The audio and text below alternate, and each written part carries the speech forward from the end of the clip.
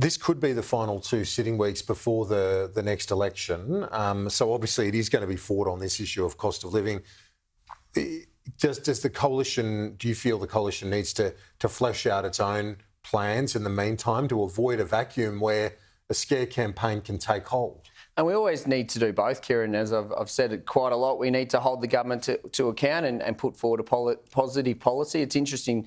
Apparently, the former government is responsible for COVID. We all know that closing borders had to put supply chain pressures on inflation, on the economy. The reality is 2.5 years in, higher government spending has meant that inflation has been higher for longer. We're seeing rate cuts in the US, in New Zealand, while they're growing at a higher rate than Australia. It is increased government spending, as the RBA governor has said, that is causing this inflation to be sticky. They can talk about the 2.8%. We all know that is artificial through the energy rebate, which is the only reason the Treasurer brought it in. They don't have any tangible solutions for the Australian people. We have said as a coalition, we'll continue to bring forward policies. We brought forward a policy around $5 billion to unlock housing. Because this is, the Prime Minister calls it the final quarter. You've got to kick with the wind in the final quarter. This is when the coalition faces the greatest scrutiny, isn't it? The opposition in the final stretch, the opposition leader who's become competitive,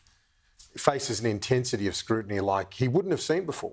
And that's part of being in opposition. That's why we put forward that housing policy. We've said very clearly we've put forward a policy around nuclear and we'll release the costings on those. We're still waiting for the costings on the capacity investment scheme, which the government are rolling out as we speak. We don't know how much that's going to cost the Australian people. So there's a lot more questions the Albanese government have to answer as well. But we'll release our policies as the election gets closer. This is, as we said, the final quarter, an election due either March or May, that sort of territory. But either way, after Australia Day, we're game on. This is nearing the end. Do you feel like the government needs to step up with some more big-ticket items to grab people's attention? Kieran, I speak to the Prime Minister regularly, and I know that there's a lot of discussion in the media and in the community about when the election date's going to be. The Prime Minister of Australia is relentlessly focused on dealing with the cost of living for families and households. That's where his focus is every single day.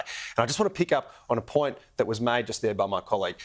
No one trusts the Liberal Party when it comes to economic management anymore. That used to be their brand. That brand is long gone. They left Australia with $1 trillion of Liberal debt, and they didn't return a single budget surplus in the entire period of government. Nearly a decade of budget deficits from the Liberal Party. We've had 2 consecutive budget surpluses by the Labor government. At the end of the day, I think Australians know who they can rely on for sustainable economic management, and we've done that while we're getting wages growing again. Well, we'll see soon enough. Sam Ray, Aaron Violi, great to see you both. Appreciate it. We'll talk to you next week. Thanks, Kieran.